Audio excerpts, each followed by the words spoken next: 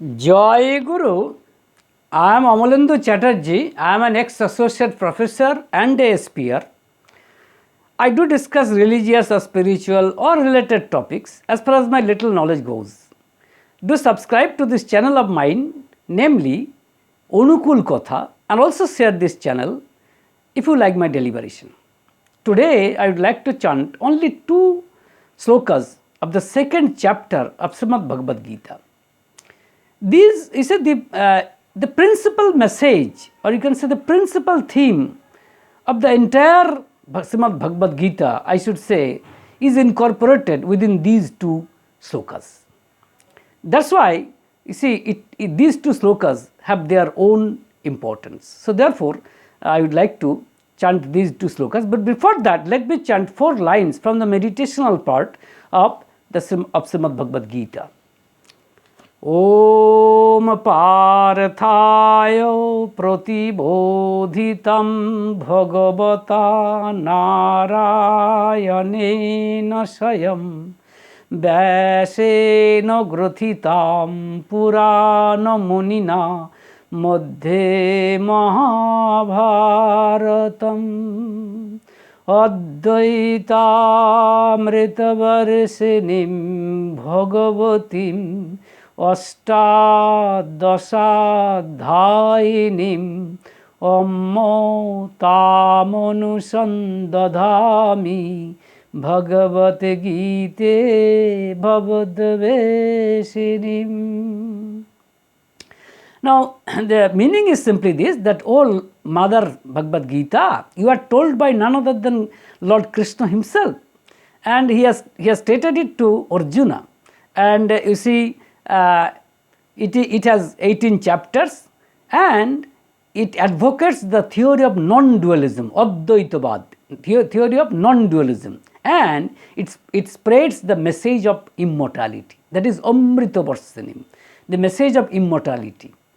And therefore, I meditate upon it, or more or less this is the essence of these 4 lines. Now, actually, why I have actually chanted these 4 lines? Because of the fact that in these 2 slokas, there is, you see, 11th sloka, namely 11th sloka and 12th sloka of the second chapter of Srimad Bhagavad Gita, we will find the same message. That is the message of non-dualism, and you can say that, you see, it advocates the theory of non-dualism, Advaitavad, and as well as it spreads the message of immortality. But the most important thing is simply that the message of immortality, that we are immortal beings. You see, we are not mortal beings. But apparently it seems that we are mortal beings. As because we think that, see, when we die, since our body, you see, damages, you can say our body is lost.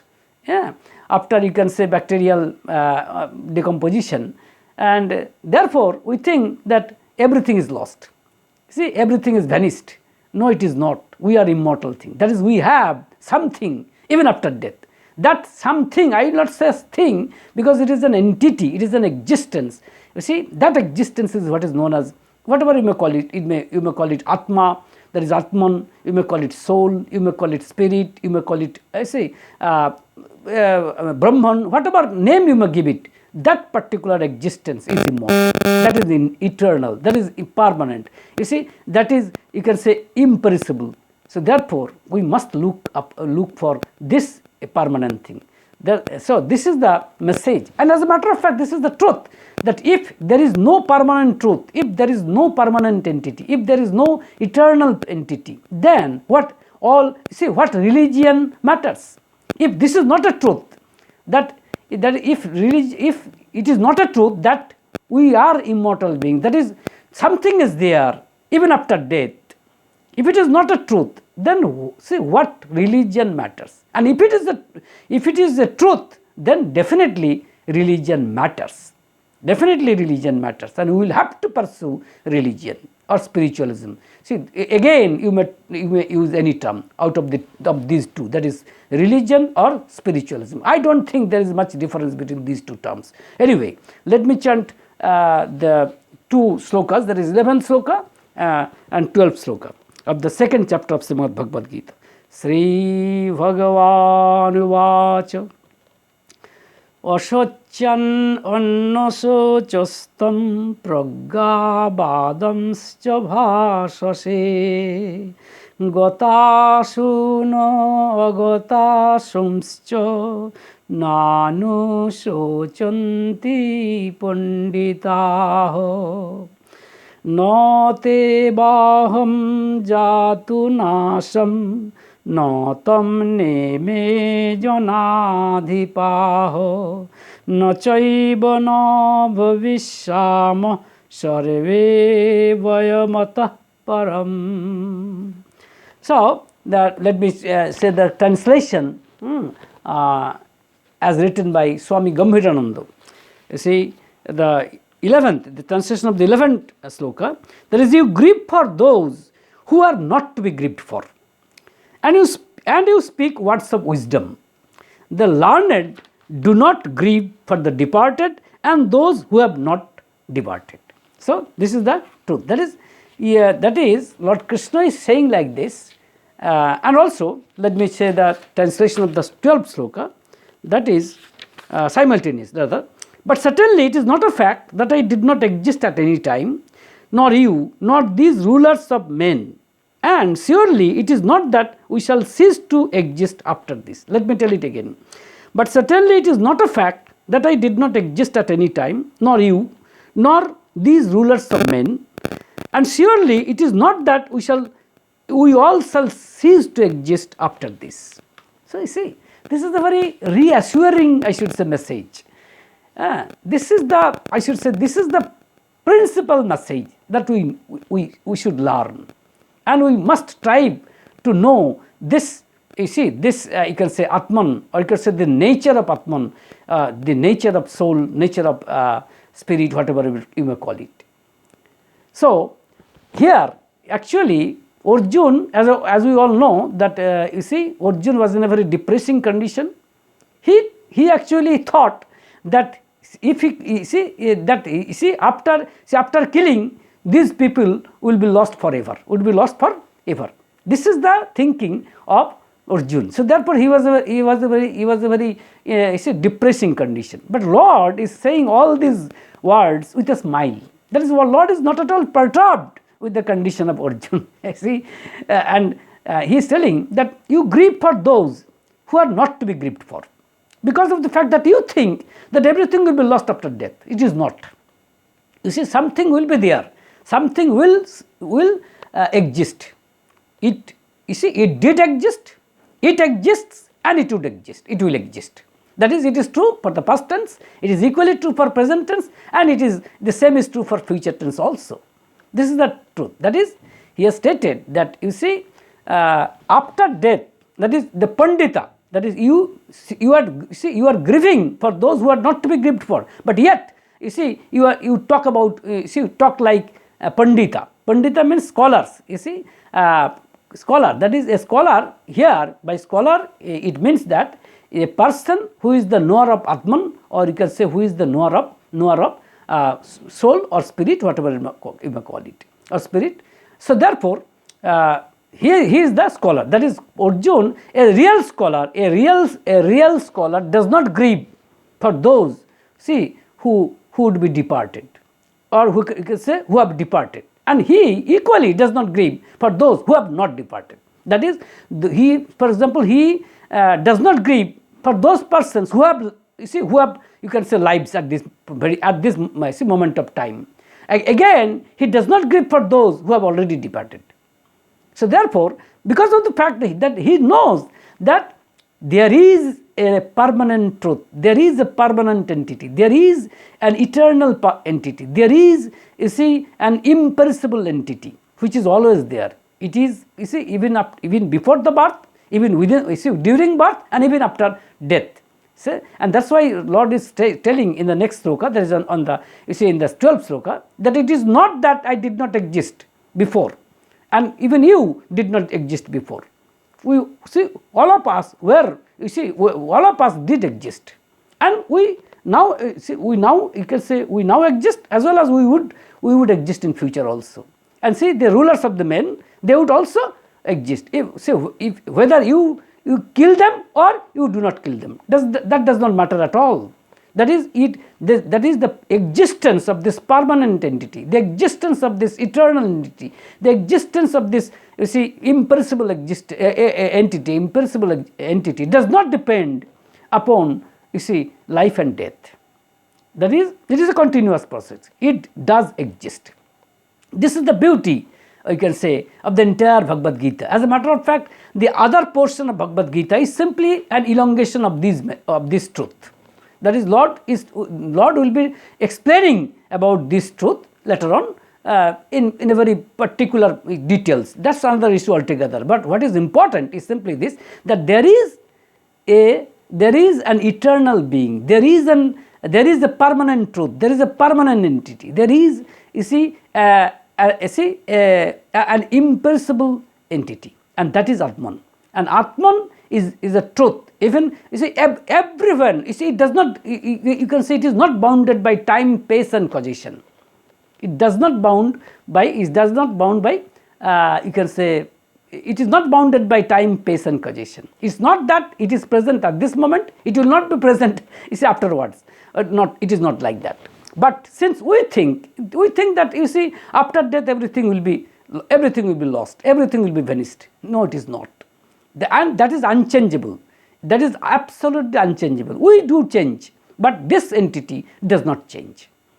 See, in this connection, I may recall one, you can say, one message that Sri Thakur Anukul Kotha did write to his wife. You see, he wrote a letter to his wife to the effect that, just see, this world, or you can say this universe, is ever new. Whatever you see, today, whatever you see is ever new. So everything in this world is ever changing, is not actually unchangeable. Whatever you see, and he has stated that what you see today, you see, you may not see it on tomorrow. And just he has also stated like this, that you just think that what you were on yesterday and what you are on today. He has also stated that the same is true for me also, what I was on yesterday and what I am on today. So everything is changing. And he has also stated that, just imagine that our babyhood, our adolescence have passed away.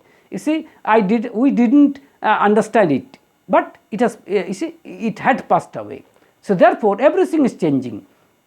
And not only that he has also stated that, you see, this world, or you can say this Jagat, is ever changing. But just think, is there anything, is there any existence, is there any entity which is unchangeable, which is unchanging, which is permanent, which is not transient, which is not imperishable?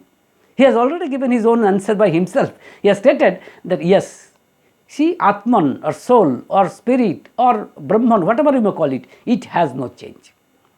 See, even when we were in the wombs of our mothers, the soul or Atman was same, and even on today it is same.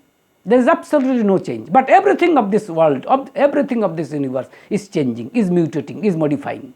But the only immutable thing is only, you can say, imperishable thing, only eternal thing, only permanent thing, only permanent entity is Atman, or you can say the soul or spirit or whatever you may call it. And he has also stated that this Atman, this soul, is the principal workers of this universe. And whatever it wishes, it would happen. It would happen, you see, and it would happen eternally. He has stated like this. And he has also stated that is, you see, if you can fix, or you can say, if we can fix our ever changeable mind with this ever unchangeable, you can say unchanging entity, that is Atman, then it is what is true love is all about. Union with this soul, you see, is marriage, and separation from this soul is estrangement. That is, in Bengali it is called union with this soul is marriage, that is bibaho, and you see, separation from this soul is estrangement, means biroho. He has stated like this. That is, it is his message that try to fix your your changeable mind with this unchangeable entity. See, we all know, even he has also stated that just see, glamour, youth, wealth, everything is ever new, and everything will change. You see, whatever you see on today, you won't see on tomorrow. So therefore, these are all changeable objects. These are all, you see, these are ever changing, these are transient, these are impermanent, these are not, you see, eternal. So try to think about eternal being, about the eternal entity. This is the message of Lord Sri Thakur Anukul Chandra. Just see the same thing, the same message that he had given in a letter to his wife. Actually, it is it is so. As a matter of fact, the incarnation of, as at least I think, see, at least I think that as Lord Krishna is the incarnation of God, same is true for Sri Thakur Anukul Chandra also. He is also incarnation of God. I at least think so. I do not have any objection if you do not think so. I have absolutely nothing to say. But what is important that the message, I see that these two persons, I should say, have given is absolutely same. The same message that Lord Krishna, has given in these two slokas. As a matter of fact, in the entire Bhagavad Gita, this is the message. And not only that, this is very reassuring message. This is a very, I should say, let's say, if everything is changeable, if everything is changing, if there is no permanent being, if there is no permanent entity, if there is no eternal entity, if there is no imperishable entity, then I think life is definitely a dull object. And definitely we will not, pursue the spiritual pathway. As because if this is not the truth, that is, there is an existence of permanent entity, there is an existence of eternal entity. You see, if this is not the truth, then what religion matters? This is my humble question. And if it is the truth, then definitely religion matters. Then we must pursue the pathway, we must pursue the pathway of religion or spiritualism, whatever you may call it. That is, we must acquire the knowledge, or you can say the wisdom of spiritualism. It should be our goal of life, I should say. That is, we should acquire the knowledge of this permanent entity, or you can say Atman or Brahman, whatever you may call it. So therefore, here Lord Krishna is saying the same thing. Lord Krishna is saying that you are telling like a Pandita, that is, you are telling like a scholar. That is, you are telling that, since if I kill them, then they would be lost forever. In other words, there would be no trace of them, afterwards. It is not actually so. See, they did exist, then now exist, and definitely they will exist, no matter whether you will kill them or you will not kill them. So therefore, the existence of this permanent being, existence of this eternal being, existence of this permanent being does not depend upon life and death. This is the message that Lord Krishna has given to these slokas. As a matter of fact, or you can say afterwards, he has stated the same truth in very many fashions. So therefore, these two slokas are, I would like to say that these two slokas, I can say, this is the, most important, you can say, most significant slokas of the entire Bhagavad Gita. And as I have already stated, that is the same message has been stated in the meditational part of Srimad Bhagavad Gita. That is, it advocates the theory of non-dualism, and it advocates, or you can say it spreads the message of immortality. The message of immortality, that we are immortal. You see, and Sri Thakur Anukul Chandra has explained it even in a larger detail. He has stated that only when we can acquire, or we can acquire the knowledge, or you can say we can acquire the knowledge of memory-carrying consciousness even after death.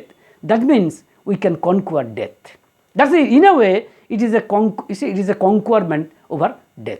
As because, afterwards, I think in the fourth chapter of Srimad Bhagavad Gita, Lord Krishna will say to Arjuna that the only, both of us have crossed, you can say have crossed so many cycles of life and death.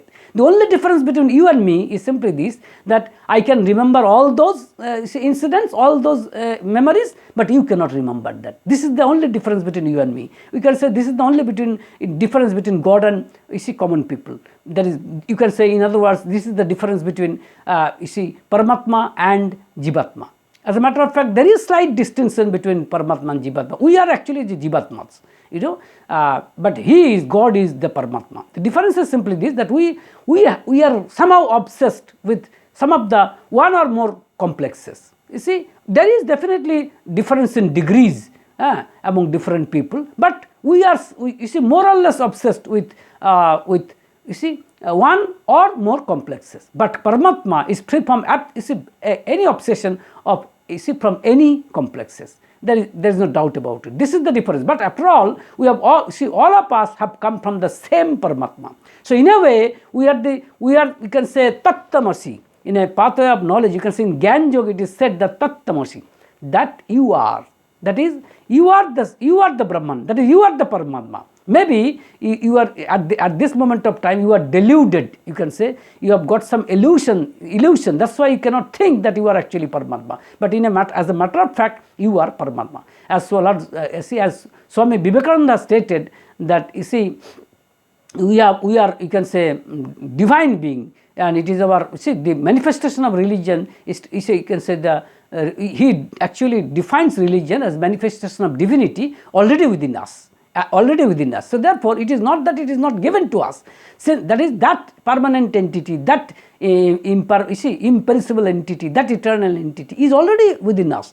But we think that after the loss of our body, everything will be lost. No, it is not. See, we will exist. But it does not automatically mean, however, that since this permanent being, this imperishable being is the only truth. This body, this mind, these are simply these are the things that should be neglected. It is not like that. Let's say at this moment of time, let's say I have some kind of diseases, and if I think that when I will die, it does not matter, because I have I am after all the permanent entity. I am after all an imperishable entity. So therefore, I will not give much attention to my body. No, it is not. I would definitely give importance to my body, as because I can understand about the nature of the permanent being, about the nature of the imperishable being, because of the presence of this body. So therefore, this body is by no means, I should say, less important, as because our you can say Jivatma is present within my body. So therefore, it is also stated. Lord Krishna has stated that the body and the one within body, one who is within the body. So after all, yes, soul or Atma is at present within the body. And since I can understand, I can realize about the knowledge of Brahman, about the knowledge of Atman with this body, that's why this body has got definite importance. And Lord Sri Thakur Anukul Kotha has categorically stated that you must take care of your body unless and until you can, and not only that, you must be cheerful.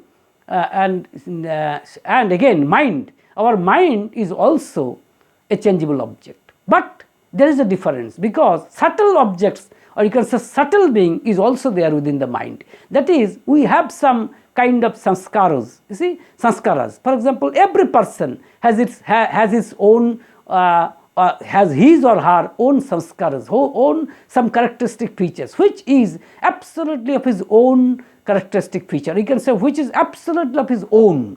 So therefore, these sanskaras, you can say tendencies, I should say these tendencies are incorporated within the mind, and this being is what is known as subtle being. And when our Atman, or you can say when our spirit goes out from our, when the spirit goes out from the body, it goes out with that particular subtle being also. In a way, so body is lost after death, mind is also lost after death, but the subtle being, that is the subtle thing within which, as I have already stated, that the tendencies, the very characteristic features are incorporated, are within that particular bundle, that would remain within the Atman.